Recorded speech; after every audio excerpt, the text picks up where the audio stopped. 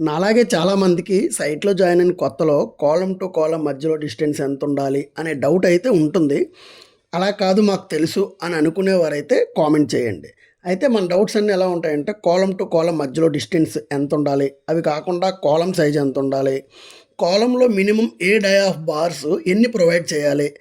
అనే డౌట్స్ అయితే ఉంటాయన్నమాట. వీటన్నిటికి ఒక థంబ్ రూల్ ఉంది. ఆ థంబ్ రూల్ ప్రకారం పాయింట్ నెంబర్ 1 ఏంటంటే కాలమ్ టు కాలమ్ డిస్టెన్స్ అనమాట. Column to column distance residential బిల్డింగ్స్‌కి అయితే 10-15 ఫీట్ ఉండాలి. అదే కమర్షియల్ అయితే 16-22 ఫీట్ ఉండాలన్నమాట. Point number 2 column size single storey residential బిల్డింగ్స్‌కి అయితే 9 inch by 9 inch.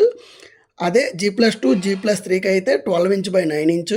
G+4 G+5 story బిల్డింగ్కి అయితే 1 feet by 1 feet column size ఉండాలన్నమాట.